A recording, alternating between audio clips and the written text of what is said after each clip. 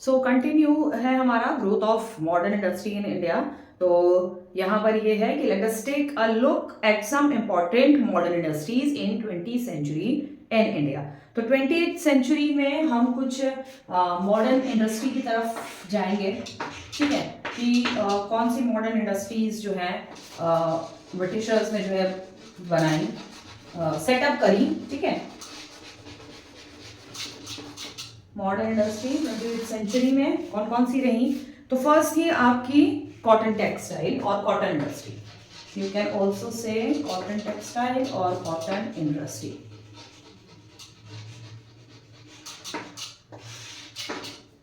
सो now cotton industry पहली modern industry setup हुई, उसके बाद आयरन स्टील इंडस्ट्री भी सेटअप करी, jute, coal, sugar, plantation industries. तो ये सारी कुछ हमारी मॉडर्न इंडस्ट्रीज थी। उसके बाद लास्ट जो है आपका दादा भाई नारोजी थ्योरी पढ़ेंगे हम।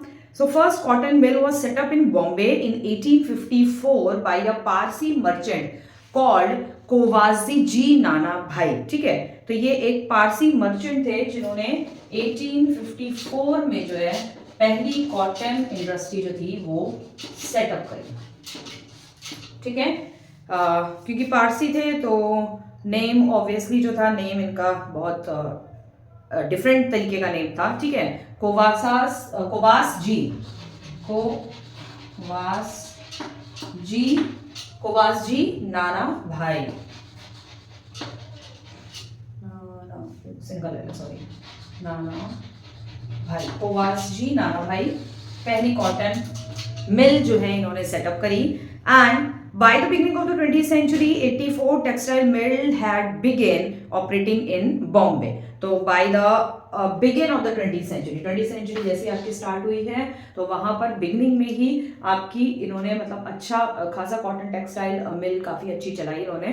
एंड इन स्टार्टिंग में ही 84 textile mill had begun operating in Bombay. तो 84 करीब टेक्सटाइल मिल जो है आपकी बॉम्बे में सेटअप हुई,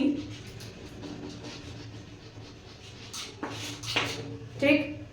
Many of them were established by Indians। इसमें से 84 में से कई ऐसी थी जो इंडियंस ने ही एस्टैब्लिश करी थी, वहां पर हमारे इंडियंस ने बनाई थी।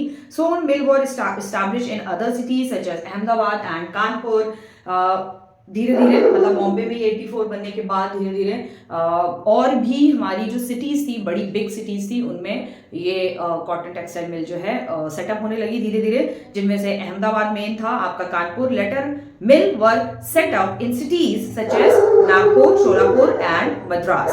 ये 3 सिटीज बाद में थी जहां पर ये टेक्सटाइल मिल जो है सेटअप हुई। So as more mill were set up, they began employing more and more labor। Sorry, जैसे जैसे ज्यादा मिल सेटअप होने लगी, ज्यादा ऑब्वियसली सी बात है उस टाइम पे इतनी सारी मशीन्स का डेवलपमेंट तो नहीं हुआ था कि हर चीज के लिए मशीन पे डिपेंड रहे। तो इसलिए बहुत सारी ऐसी चीजें थी जो मैन लेबर के थ्रू ही होनी पॉसिबल थी, मैन लेबर के अलावा उसे नहीं कर सकता कोई, ठीक है। तो जैसे जैसे मिल सेटअप हुई वैसे वैसे लोगों को एम्प्लॉयमेंट भी मिलता गया, ज्यादा से ज्यादा काम इंडस्ट्रीज में, फैक्ट्रीज में आने लगा। लोगों के लिए, पीपल्स के लिए, इंडियन पीपल्स के लिए ज्यादा लेबर चाहिए था उनको, तो उनको एम्प्लॉयमेंट मिलने लगा। Now this benefited cloth weaver who had lost their livelihood when British began exporting cloth to India। तो ये उनके लिए थोड़ा और अच्छा फायदेमंद साबित हुआ। क्लोथ जो इंडिया के जो क्लोथ वीवर्स थे, जो कि अपनी कमाई का साधन जो था वो खो चुके थे ब्रिटिशर्स के आने के बाद, वो ब्रिटिशर्स जिन्होंने स्टार्ट किया था began exporting cloth to India. India में जो क्लोथ्स जो थे वो एक्सपोर्ट कर रहे थे, ठीक है। तो सॉरी, इंडिया से क्लोथ्स जो है एक्सपोर्ट कर रहे थे, क्योंकि वो अपने वहां से बनवाते, अपनी इंडस्ट्रीज में बनवाते, ब्रिटेन में कुछ इंडस्ट्रीज एक दो उन्होंने यहाँ पे सेटअप कर दी, यहाँ बनवाते और यहाँ से बाहर एक्सपोर्ट करते, प्रॉफिट वो लोग अपने पास रखते, ठीक है। तो उन क्लोथ वीवर्स के लिए एक बहुत ही अच्छी अपॉर्चुनिटी थी जब मिल्स, बहुत सारी मिल्स जो हैं सडनली बनने लगी और इंडियंस ने भी मिल्स बनाई, तो यहाँ पर उनको बहुत सारा एम्प्लॉयमेंट भी मिला, काफी काम मिला। Many weavers, artisan and farmer labourers left the countryside and were employed by the mill. तो बहुत सारे जो हमारे वीवर्स थे, आर्टिजन्स थे, क्राफ्टमैन्स थे, जो ब्रिटिशर्स के आने की वजह से जो है कंट्री साइड में चले गए थे, यानी कि अपनी मेन सिटी में या विलेजेस में जो वो काम करते थे, गांव वगैरह, विलेजेस, वगैरह छोड़ के जो थे वो दूर सिटी में एक्चुअली चले गए थे, वो विलेजेस में थे, सिटी या और बहुत दूर दूर प्लेसेस पे चले गए थे जहाँ पे उनको काम मिल सके, ठीक है। तो वो दोबारा वापस लौट के जो है उस प्लेसेस में आए, उन जगहों पर आए जहां पर ये मिल सेटअप हो रही थी, ठीक है। However, the cloth mill had to fight for survival in the beginning. तो ये क्लोथ मिल भी जो सेटअप हुई स्टार्टिंग में बहुत इसको भी सर्वाइवल करना पड़ा, यानी कि बहुत चीज़ें फेस करनी पड़ी।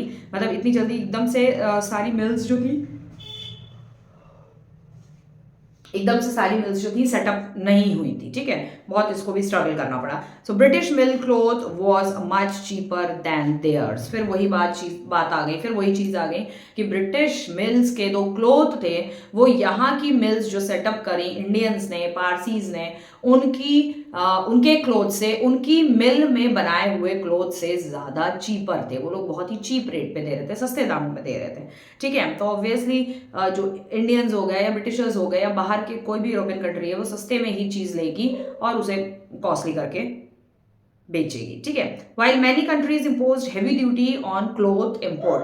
भाई बहुत सारी कंट्रीज ऐसी भी थी जिन्होंने क्लोथ के इम्पोर्ट के लिए कि क्लोथ्स का इंपोर्ट किया। बहुत सारी कंट्रीज ऐसी थी, मतलब वो अपनी कंट्री में क्लोथ का जो वो मंगा रही थी उस पर उन्होंने हेवी ड्यूटी चार्ज किया। The British authority many countries composed heavy duties on cloth import. Cloth का जो इंपोर्ट कर रही थी उस पर काफी हेवी ड्यूटी लगाई उन्होंने, काफी हेवी टैक्स लगाया। The British authority in India refuse to do so. लेकिन ब्रिटिश अथॉरिटी ने, जो उनके यहाँ जो इंडिया से जो जाता था, तो उन्होंने इस पर हैवी ड्यूटी लगा, वो मना कर दिया, उन्होंने रिफ्यूज कर दिया इस चीज को। This added to mill owner problem. अब इससे मिल ओनर को जो है वो काफी प्रॉब्लम होने लग गई, ठीक है। And after World War first world War जैसे ही ब्रोक आउट हुआ, the demand for Indian cloth began rising again. Indian cloth की जो डिमांड थी वो किसी भी और कंट्री में या ब्रिटेन में बनाए हुए क्लोथ से ज्यादा यहाँ इंडियन क्लोथ्स की डिमांड फिर से बढ़ने लगी, राइज हो गई। British cloth import fail. और अगेन जो ब्रिटिशर्स जो क्लोथ इंपोर्ट करते थे, जो ब्रिटिश की मिल्स में जो बने हुए होते थे, चाहे वो इंडिया में सेटअप हुई मिल हो या ब्रिटेन में जो मिल सेटअप उन्होंने करी थी, इंडस्ट्रीज बनाई थी, वहां पे जो उनके क्लोथ बनते थे, उसकी जो डिमांड थी वो फेल हो गई, नीचे गिर गई, ठीक है। Creating a demand with in the country, और विद इन द कंट्री भी, इंडिया के अंदर भी जो है इंडियन क्लोथ्स की डिमांड ज्यादा थी in comparison to British mill clothes, ठीक है। Export of Indian mill made cloth also rose as the Britain began buying Indian cloth for its army. अब क्या हुआ, जो इंडियन मिल मेड जो क्लोथ्स थे वो एक्सपोर्ट होने लगे ब्रिटेन के लिए, ब्रिटेन के पास जाने लगे, ब्रिटेन खरीदने लगा उनसे चीज़ें। वहाँ के इंडस्ट्रियल जो थे, वहाँ के बिजनेसमैन जो थे, वो खरीदते थे इंडिया से क्लोथ्स वगैरह, और ब्रिटेन की जो एडमिनिस्ट्रेशन था, गवर्नमेंट थी, वो भी खरीद रही थी। किसके लिए? Began buying Indian cloth for its army, अपनी आर्मी के लिए ड्रेस वगैरह ये सारी चीज़ें बनवाना, ठीक है। आर्मी नेवी एयरफोर्स के लिए जो है क्लोथ्स जो है वो एक्सपोर्ट करके मंगा रहे थे, ठीक है। तो इस तरीके से इंडियन मिल्स ने काफ़ी स्ट्रगल झेला। इंडियन कॉटन टेक्सटाइल इंडस्ट्री ने काफ़ी कह सकते हैं कि काफ़ी स्ट्रगल किया अपने आप को सेटअप करने के लिए। नेक्स्ट आता है हमारा iron and steel industry.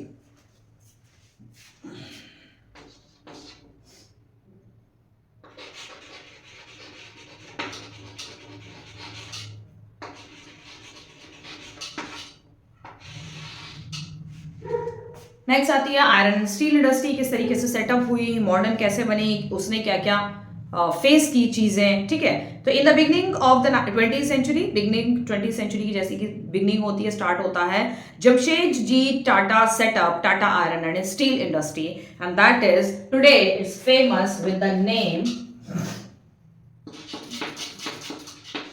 टेस्को। You all heard about TISCO. TISCO के बारे में आपने सुना होगा, सभी ने सुना होगा। TISCO is a very famous Tata iron and steel corporation, organise corporation है ये, ठीक है। Tata iron and steel company है ये, ठीक है ना। सो ये जमशेद जी टाटा ने सेटअप करी थी, Tata iron and steel company. He also establish an industrial township around the factory. तो वो जहां पर उन्होंने ये फैक्ट्री बनाई, उस फैक्ट्री के पास, उस फैक्ट्री के साथ ही वो उस एरिया को एक इंडस्ट्रियल टाउनशिप बनाना चाहते थे। यानी कि मीन्स टू से कि टिस्को के साथ साथ वो और भी मतलब आयरन एंड स्टील को कन्वर्ट करना, यूटेंसिल्स बनाना सारी, तो वो ये चाहते थे कि सभी इंडस्ट्रीज जो हैं वो यही इसी जगह पे सेटअप हों, ताकि ये एक इंडस्ट्रियल टाउनशिप बने, एक इंडस्ट्रियल एरिया बने और ज्यादा से ज्यादा लोगों को एम्प्लॉयमेंट भी मिले। ठीक है। So factory which came to be known as Jamshedpur. तो ये जगह जो प्लेस थी वो जमशेदपुर है, इसलिए प्लेस का नाम जमशेदपुर है। एंड इन्हीं के नाम से ये जो है उनका नाम पड़ा, Jamshed ji Tata. Okay. So the factory began production in 1912। 1912 में ये first Tata iron and steel company जो थी ये आपकी सेटअप हुई, TISCO. And soon after the factory was setup first world war broke out. अब यहाँ पर भी क्योंकि वो ये यहाँ पर ये बताया गया है कि फर्स्ट वर्ल्ड वॉर के टाइम पर क्या क्या चीजें हुई, तो इंडस्ट्रीज अलग अलग सेट है यहाँ। मतलब यहाँ जैसे ही कॉटन इंडस्ट्री सेटअप हुई तभी थोड़ी देर के बाद फर्स्ट वर्ल्ड वॉर हुआ। तो फर्स्ट वर्ल्ड वॉर जब हो रहा था तभी उसी दौरान कॉटन इंडस्ट्री भी सेटअप हुई थी, टिस्को इंडस्ट्री भी उसी से कुछ टाइम पहले पीरियड में सेटअप हुई थी। ठीक है। तो ये यहाँ पर अलग अलग उसमें बताया हुआ है, ऐसे ना बताकर कि वर्ल्ड वॉर फर्स्ट जब ब्रोकआउट हुआ उस समय क्या क्या इवेंट्स हुए, ऐसे ना बताकर उन्होंने ये बताया, इवेंट्स पहले बताया फर्स्ट वर्ल्ड वॉर, इन इवेंट्स ये इवेंट्स हुए, ये इंडस्ट्री सेटअप हुई और इस इंडस्ट्री के सेटअप के टाइम पे first world war broke out हुआ। ठीक है, ये इस तरीके से बताया हुआ है उन्होंने। So this created demand for TISCO steel.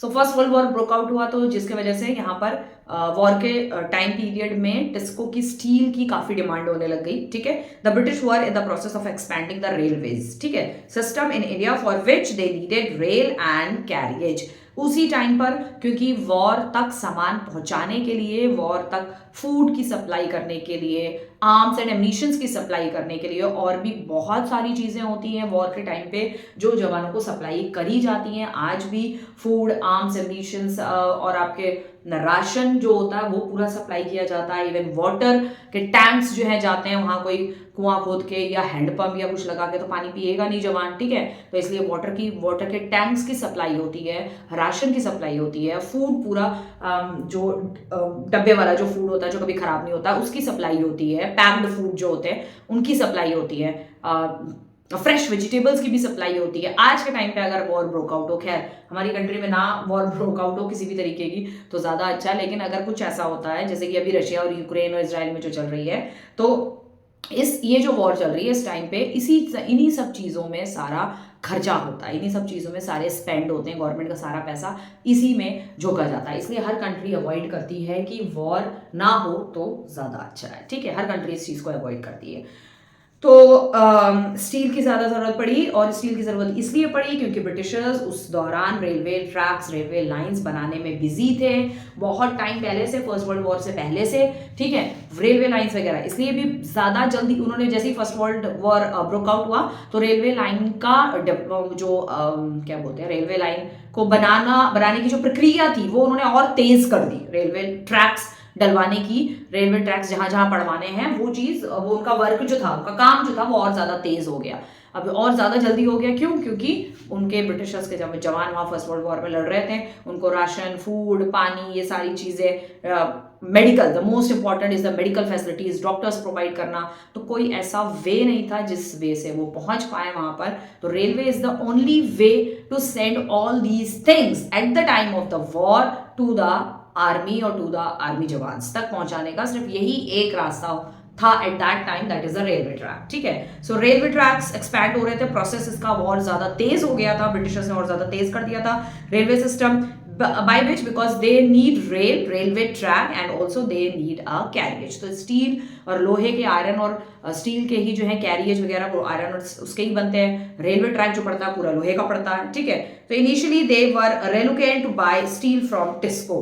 Britishers starting में तो टिस्को से स्टील वगैरह लेना नहीं चाह रहे थे कि भाई हम क्यों लें, हम अपनी फैक्ट्री सेटअप कर लेंगे, लेकिन एट दैट टाइम उतना टाइम नहीं था कि वो फैक्ट्री ब्रिटिशर्स अपनी सेटअप करते फिर वहां बनवाते एंड ऑल दैट। ठीक है, and relied on import from Britain. तो वो अपने ब्रिटेन से, वहां से अपने एरिया से, जो ब्रिटिश यहाँ पर लड़ रहा था इंडिया में फर्स्ट वर्ल्ड वॉर के टाइम पे, वो अपनी कंट्री से मंगाना ज्यादा बेहतर समझ रहा था कि हम अपने ब्रिटेन से मंगा लेंगे, हम वहां से मंगा लेंगे, ठीक है।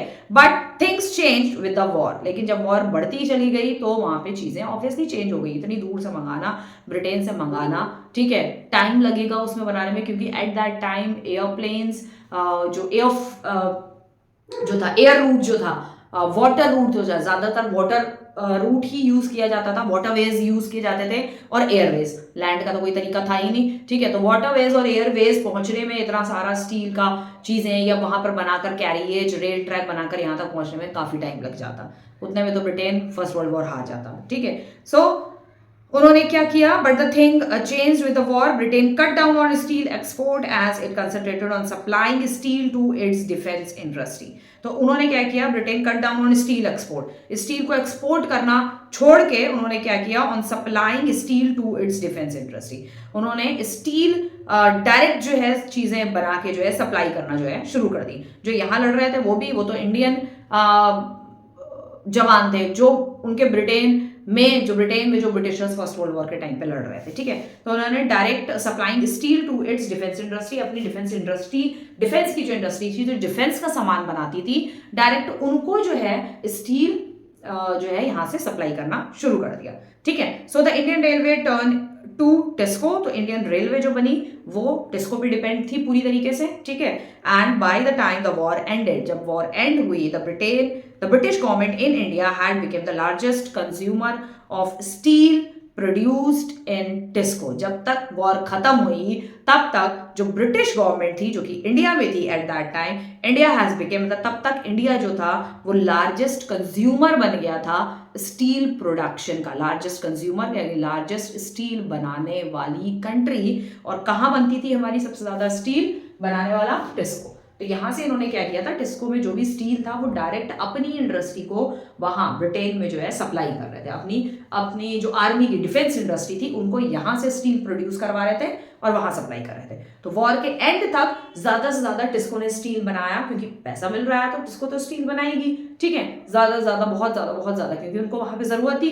रेलवे ट्रैक यहाँ पर भी बन रहे थे और वहां उनको आर्म्स एंड एम्यूनिशंस की भी जरूरत थी, ठीक है। वहां पर भी रेलवे ट्रैक वगैरह बन रहे थे, जो उस टाइम पे जहां पर बनने की जरूरत थी वहां पर उनके पास तो खैर पहले से ही डेवलपमेंट था रेलवे का। So and of the war के, जब तक वॉर खत्म हुई तब तक इंडिया जो था वो largest consumer, all over the world largest consumer बन गया स्टील का, which is produce in TISCO. Soon more iron and steel factories were set up in Bengal and Mysore. और उसके बाद वॉर के बाद जल्द से जल्द और आयरन और स्टील इंडस्ट्रीज जो सेटअप हुई, that is in Bengal and Mysore में, ठीक है। नेक्स्ट हम देखते हैं आपकी jute industry.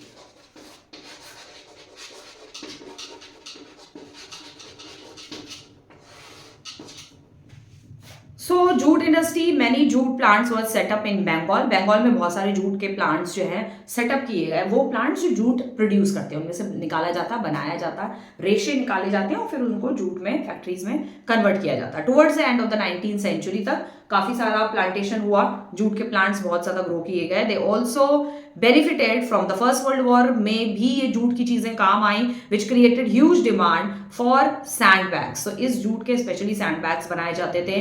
Canvas cloth in Britain for war purpose so canvas cloth बनाए जाते थे। कैनवास क्लॉथ जूट के कुछ क्लोथ्स वगैरह बनाए जाते थे, जो कि ब्रिटेन में जो है काफी कहा जाता है, काफी उनका यूज हुआ वॉर के टाइम पे। जूट के क्लोथ्स का ब्रिटेन में काफी यूज हुआ। किस तरीके से यूज होता है, क्या था, वो तो वही लोग जाने। खैर एनीवेज, सो ये हो गया आपका जूट इंडस्ट्री। नेक्स्ट आता है आपका coal mining industry, which is very very important. Coal के बिना तो कोई भी काम नहीं चलेगा। Coal mining industry, as the Indian railway network expanded, Indian railway network यहाँ एक्सपैंड हो रहा था और इंडस्ट्रीज फ्लोरिश्ड हो रही थी। The demand for the coal shot up. तो कोल की जो डिमांड थी वो एकदम से शॉर्ट अप हो गई, यानी कि बढ़ गई, सडनली बहुत बढ़ गई।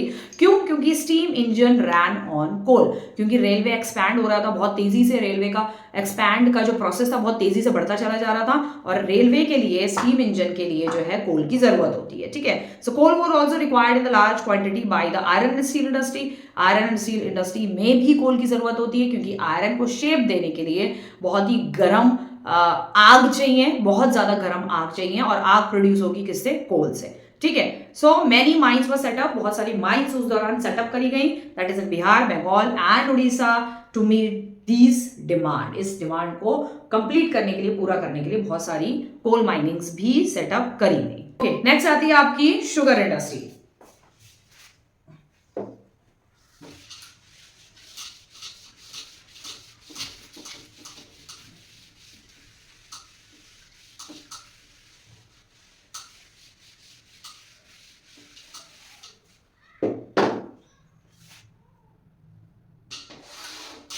ना शुगर इंडस्ट्रीज किस तरह से और कौन कौन सी सेटअप करी गई?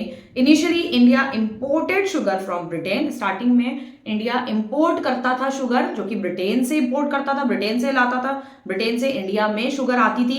बट इन 1930s, लेकिन 1930s में मैनी शुगर मिल सेटअप इन इंडिया, बहुत सारी शुगर मिल यहाँ इंडिया में सेटअप हो गई। एंड शुगर बनता है किससे? आपका शुगर केन। तो शुगर केन की खेती यहाँ पर दे दनादन एट दैट टाइम जो है खूब शुगर की खेती जो है होने लग गई थी। Many of them came up in Maharashtra, बहुत सारी मिल्स जो है सेटअप हुई महाराष्ट्र में। Now India became the largest sugar producing country in the world. लेकिन आज के टाइम पे इंडिया जो है वो लार्जेस्ट शुगर, सबसे ज्यादा शुगर प्रोड्यूस करने वाली कंट्री है all over the world, and that is proud for all of us. खैर, anyways, next is plantation industry. Next आती है हमारी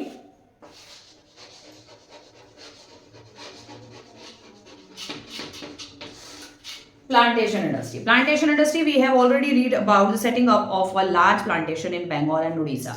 इससे पहले हमने पढ़ा था कि प्लांटेशन की तरफ लोग भागने लग गए थे जब यहाँ पर सारी इंडस्ट्रीज वगैरह पे ब्रिटिशर्स ने कब्जा कर लिया था। तो प्लांटेशन की जो इंडस्ट्रीज थी वो बंगाल और उड़ीसा में काफी सेटअप करी गई थी, where indigo was grown on a large scale. जहाँ पर इंडिगो जो है प्लांटेशन वो होता है, बेसिकली वो क्रॉप्स होती हैं प्लांटेशन एग्रीकल्चर में, वो क्रॉप्स ग्रो करी जाती हैं जो कि मार्केट में बेचने के पर्पज से ग्रो करी जाती हैं। उसका किसान या फार्मर खुद कंज्यूम नहीं करता है, वो अपने यूज में नहीं लेता है, सिर्फ मार्केट में वो खेती बेचने के लिए जो क्रॉप ग्रो करी जाती है, दैट इज प्लांटेशन। तो प्लांटेशन में इंडिगो बहुत ज्यादा ग्रो किया जाता था एंड लार्ज स्केल पे ग्रो होता था बहुत, और वो भी इंडिगो का भी एक चैप्टर है, ठीक है। वो भी इसलिए ग्रो किया जाता था लार्ज स्केल में क्योंकि ब्रिटिशर्स की डिमांड बहुत ज्यादा थी, क्योंकि इंडिगो जो था वो आपका साउथ ईस्ट चाइना में, साउथ ईस्ट वाले जो एरियाज थे वर्ल्ड के, स्पेशली इन चाइना और बाकी यूरोपियन कुछ कंट्रीज थी, वहां पर इंडिगो बहुत ज्यादा यूज किया जाता था, ठीक है। तो इंडिगो इस एक तरीके का जो है, एक तरीके का डाई होती है, जिसे हम इन प्रॉपर हिंदी में हम उसको नील भी कहते हैं, ठीक है। एक डाई होती है इंडिगो जिससे स्पेशली कॉटन क्लोथ जो है वो कलर किए जाते हैं। तो ब्रिटेन में ये इंडिगो जो है बहुत ज्यादा यूज होता था, सॉरी चाइना में नहीं, ब्रिटेन में और यूरोपियन कंट्रीज में। चाइना में एक्चुअली ब्रिटिशर्स ने ये फोर्सफुली इंडिगो ग्रो करवाया था, इंडिगो और ओपीएम। तो मुझे एक्चुअली ओपीएम का ध्यान था। ओपीएम जो है वो साउथ ईस्ट चाइना में बहुत ज्यादा यूज किया जाता है। Opium it's a kind of अफीम होती है जो कि मेडिसिनल पर्पस के लिए यूज की जाती है। मेडिसिन में वो नशे की चीज होती है एक ओपीएम, जिसको खाने से अफीम होती है। अफीम आप लोगों को आपने सुना ही होगा मूवीज वगैरह में, जिसको खाने से नशा होता है, ठीक है। तो बेसिकली मेडिकल लाइन में वो ज्यादा यूज किया जाता है, क्योंकि कुछ ऐसी मेडिसिन होती हैं जो कि पेशेंट को इसलिए दी जाती है ताकि वो खाए तो उसको वो रेस्ट करे, वो सोए, ज्यादा से ज्यादा वो अपनी नींद पूरी करे। कुछ कुछ पेशेंट्स ऐसे होते हैं जिनको नींद नहीं आती है, ठीक है। तो ये ओपीएम उसमें यूज किया जाता है। तो ओपीएम ज्यादातर साउथ ईस्ट चाइना में यूज होता था, एंड इंडिगो एक्चुअली ब्रिटेन और यूरोपियन कंट्रीज में, ठीक है, क्योंकि ये कपड़ों को डाई करने के लिए यूज किया जाता था। ब्रिटेन में कॉटन क्लोथ्स जब पहनते हैं तो वो लोग कलरफुल ज्यादा यूज करते हैं, ठीक है, कलर ज्यादा यूज करते हैं। So anyways, so इसके अलावा beside indigo, tea and coffee had emerged as an important commodity in the world. Indigo के अलावा टी और कॉफी भी प्लांटेशन क्रॉप में आता है, बहुत ज्यादा ग्रो किया जा रहा था इंडिया में at that time, and they began to be grown on a large scale in India. बहुत ही लार्ज स्केल पे ग्रो होता था। अब जब लार्ज स्केल पे ग्रो हो रहा है तो जो फार्मर्स हैं उसे बेच रहे हैं, ज्यादा से ज्यादा अर्निंग अच्छी कर रहे हैं, और जो लेबर उसमें लगे हुए हैं वो भी, जो एम्प्लॉयर्स जो लगे हुए हैं वो भी अच्छा खासा कमा रहे हैं, बेच रहे हैं, ग्रो कर रहे हैं और अच्छी अर्निंग कर रहे हैं मार्केट में, या ब्रिटिशर्स को या ब्रिटेन को बेच के उन सारी चीजों को। तो tea plantation first developed in Bengal. Tea का जो प्लांटेशन क्रॉप थी वो पहली बंगाल में सेटअप की करी गई, and then Assam, later in Himachal Pradesh and Nilgiri hills in the South India. Nilgiri hills आपको पता ही है साउथ इंडिया में है, वहां पर भी टी की जो खेती है, टी का जो प्लांटेशन है बहुत ज्यादा किया जाता है, और टी का प्लांटेशन आसाम और हिमाचल प्रदेश में बहुत ज्यादा होता है। ठीक है, so coffee plantation were mostly concentrated in south India. Coffee का प्लांटेशन ज्यादातर साउथ में होता है, क्योंकि उसके लिए, कॉफी के लिए, टी के लिए जो एनवायरमेंट चाहिए, जो क्लाइमेट चाहिए, जो वेदर चाहिए, वो साउथ इंडिया में ही बहुत ज्यादा सुटेबल क्लाइमेट है, क्योंकि वहां बहुत ज्यादा ना गर्मी होती है ना बहुत ज्यादा सर्दी होती है। लेकिन हमारे नॉर्थ इंडिया में विंटर्स में सिवियर विंटर्स होती हैं और समर्स में सिवियर समर्स होती हैं। तो इस तरीके के क्लाइमेट में टी और इंडिगो कॉफी का प्लांटेशन नॉर्थ इंडिया में नहीं होता है, इसी वजह से। ठीक है, तो इसी वजह से ये साउथ में ज्यादा होता है।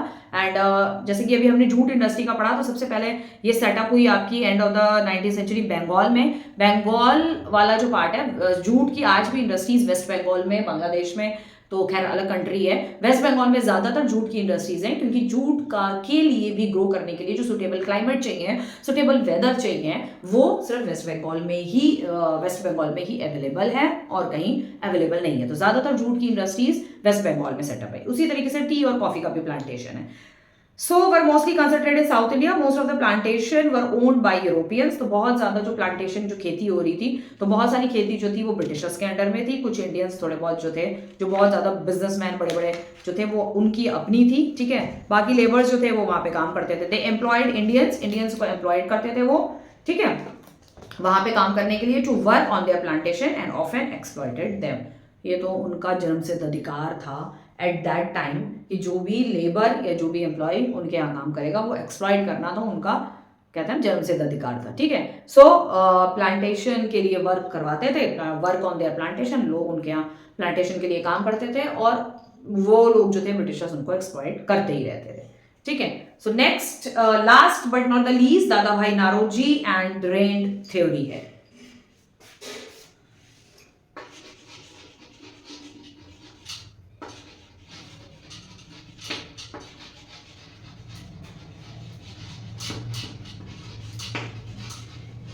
दादा भाई नारोजी एंड ड्रेन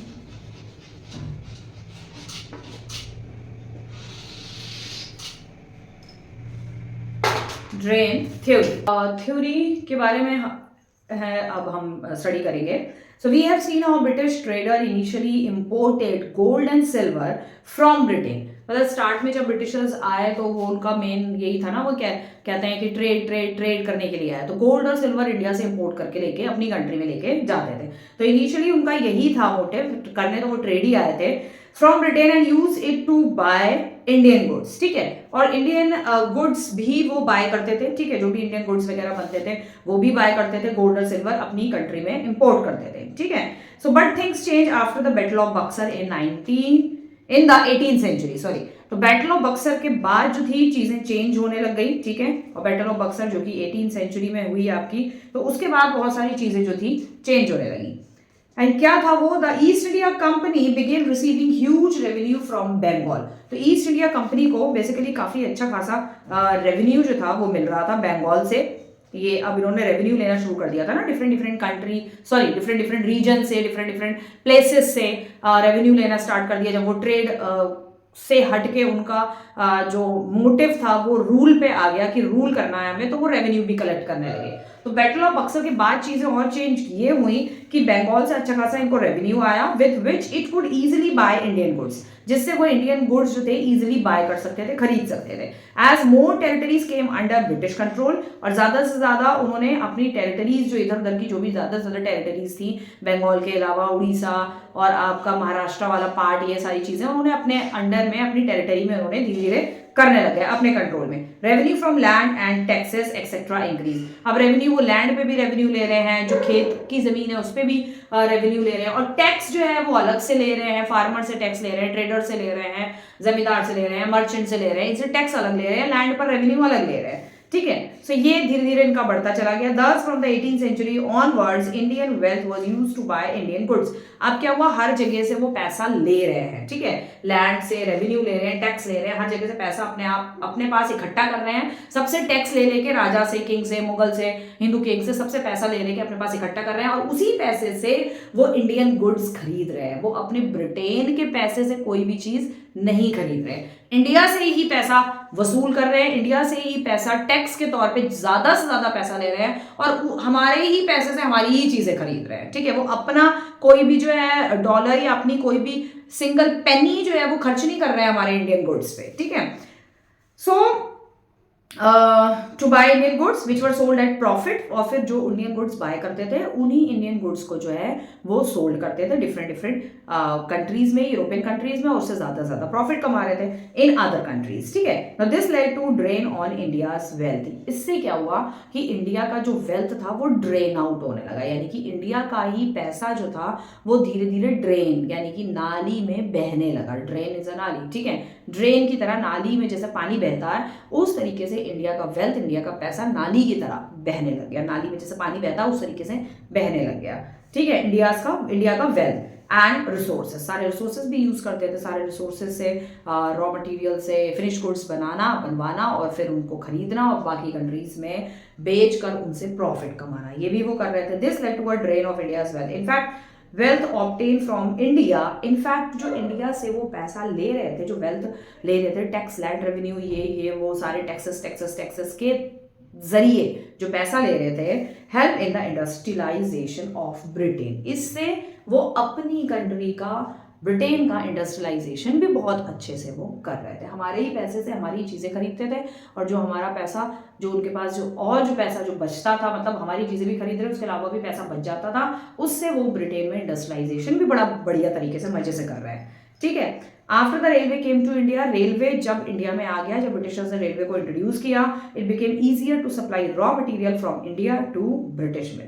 तो ये ईजी हो गया इंडिया से रॉ मटेरियल सारा कलेक्ट करना और ब्रिटेन मिल्स तक वो सारा रॉ मटेरियल पहुंचाना, and distribute imported British cloth, और ब्रिटिश क्लोथ्स को इंपोर्ट करना इंडिया में, डिस्ट्रीब्यूट करना, ठीक है, इंपोर्ट करना ब्रिटिश क्लोथ्स को इंडिया में लाके वो अपना सब यहाँ से सारा रॉ मटेरियल ले जा रहे हैं, कॉटन, जूट सब ले जा रहे हैं ब्रिटिश मिल में, raw material converted into finish good, और वो फिनिश गुड्स वहां से अपने सारे गुड्स प्रोडक्ट्स लाकर इंडिया में बेचना शुरू करते थे। ये इससे इंडिया का पैसा धीरे धीरे खत्म हो रहा था। British bought raw cotton at a cheaper rates from India, वही था, मेन कॉटन ही था, उन्होंने कॉटन से स्टार्ट किया था इंडस्ट्रियलाइजेशन अपनी कंट्री में करना, और इंडियन इंडस्ट्रीज पे कब्जा करना स्टार्ट उन्होंने मेन कॉटन से किया। तो cotton as a raw material होता है, खेतों में कॉटन ग्रो किया जाता है, कॉटन रुई के फोए जो है फूल में से निकलते हैं, तो वो पूरा रॉ कॉटन जो है ब्रिटेन वो जो है इम्पोर्ट करते थे। ठीक है, ब्रिटेन ले जाते थे चीपर रेट में, मतलब यहाँ पर जो खेतों में फार्मर जो कॉटन ग्रो कर रहे थे उनसे कहते थे सस्ते दामों में हमें ये कॉटन दो, और अपने यहाँ प्रोडक्ट्स बनाकर, क्लोथ्स बनाकर बाकी यूरोपियन कंट्रीज में उन्हें अच्छे खासे दामों में सेल करते थे। ठीक है, और इंडिया में भी सेल करते थे। धीरे धीरे इंडियन कॉटन की जो इंडियन मिल्स के जो क्लोथ्स थे उनकी जब डिमांड बढ़ने लगी तो इन्होंने अपने क्लोथ को और ज़्यादा चीप कर दिया और ज़्यादा सस्ते दामों में बेचने लग गए। ठीक है, so they made huge profit for the sale of finished cotton से काफ़ी ज़्यादा ह्यूज प्रॉफिट कमाने लगे, ह्यूज पैसे की इनकम उन्हें बहुत होने लगी। फिनिश्ड कॉटन यानी कॉटन से बनी हुई फिनिश्ड प्रोडक्ट, कॉटन से बने हुए फिनिश्ड क्लोथ्स, जो कपड़े कॉटन से बन चुके होते हैं उन्हें फिनिश्ड कॉटन भी कहा जाता है। Finished cotton products in India, the British did not invest any of his profit into India.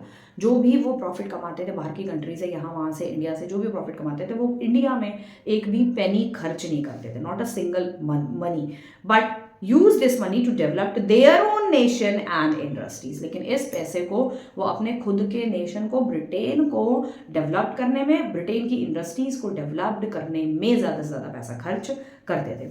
As a result money started moving out of India. तो इससे क्या हुआ, इंडिया से पैसा जो था धीरे धीरे धीरे धीरे धीरे जाने लगा, ठीक है। Started moving out of India into Britain, Britain जाने लगा पैसा, क्योंकि वो सारा पैसा यहाँ से कमा के ब्रिटेन में खर्च कर रहे हैं, अपनी इंडस्ट्रीज डेवलप कर रहे हैं, अपने नेशन को डेवलप कर रहे हैं, वहाँ पे चीज़ें बना रहे हैं, फैक्ट्रीज बना रहे हैं, बिल्डिंग्स बना रहे हैं, हाउसेस बन रहे हैं, रेलवे ट्रैक बन रहे हैं, रोड्स बन रहे हैं, कंस्ट्रक्शन हो रहा है, road transport, rail transport, water transport, air transport, सब में खर्च कर रहे हैं वो लोग, ठीक है। Dadabhai Naoroji was among the first Indian intellectual to speak about the drain of India's wealth. तो दादाभाई नारोजी जो थे वो पहले ऐसे पर्सन थे जिन्होंने इस प्रोसेस को समझा कि ब्रिटिशर्स क्या कर रहे हैं, किस तरीके से हमारे इंडिया का पैसा जो है वो ब्रिटेन लेकर जा रहे हैं, और लेकर ही नहीं जा रहे हैं बल्कि इंडिया का पैसा जो है वो ब्रिटेन ले जा रहे हैं, और साथ ही साथ ब्रिटेन में खर्च भी कर रहे हैं अपनी कंट्री को डेवलप करने में। तो ये जो प्रोसेस था, ये प्रोसेस समझने, ये प्रोसेस वैसे एक्चुअली देखा जाए तो ये प्रोसेस जल्दी किसी के समझ में नहीं आने वाला, ठीक है। ये तो दादाभाई नारोजी जो थे वो पहले इंटेलेक्चुअल कहा जाता है, बहुत ही ज़्यादा बुद्धिमान पर्सन थे, बहुत ही ज़्यादा इंटेलेक्चुअल पर्सन थे, जिन्होंने ये पूरा प्रोसेस जो है समझा कि एक्चुअली में ब्रिटेन जो है वो कर क्या रहा है हमारे हिंदुस्तान के साथ, इंडिया के साथ वो एक्चुअली में क्या कर रहा है, इंडिया का सारा वेल्थ कहाँ लेके जा रहा है, इंडिया क्यों डे बाय डे जो है गरीब गरीब गरीब गरीब गरीब होता जा रहा है। तो एक्चुअली रीजन ये था, ये प्रोसेस था जो वो अपना रहे थे ब्रिटिशर्स अब तक।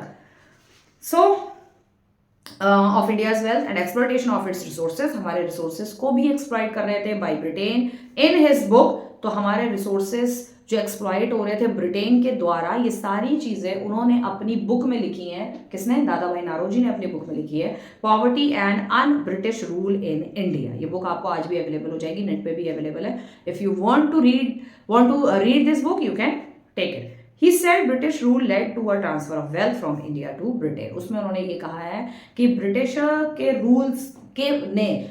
के रूल ने जो है इंडिया का सारा पैसा जो है वो ब्रिटेन में पहुंचा दिया। इंडियाज वेल्थ फ्रॉम इंडिया से ब्रिटेन उन्होंने सारा पहुंचा दिया, इंडिया के ब्रिटिशर्स के रूल ने सारा पैसा पहुंचा दिया, which ultimately cripple the Indian economy. और जिसकी वजह से हमारी इंडिया की जो इकोनॉमी थी वो पूरी तरीके से क्रिपल्ड कहते हैं, बर्बाद हो गई, ठीक है, पूरी तरीके से धराशायी हो गई, खत्म हो गई, बर्बाद हो गई। So many words you can use for this.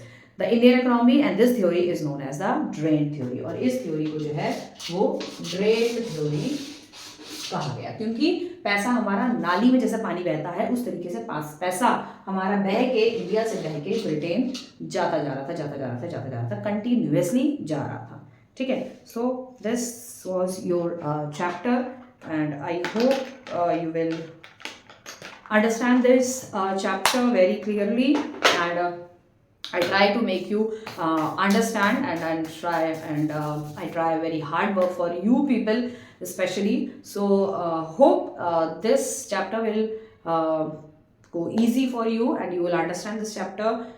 So if you understand the chapter, so please subscribe the channel for sure and share it with your friends for your further videos. And हम next video में मिलेंगे आपसे in next chapter of history, geography और political science or civics. So till then, take care of yourself and please share it with your friends, and don't forget to subscribe the channel for sure. Till then, bye.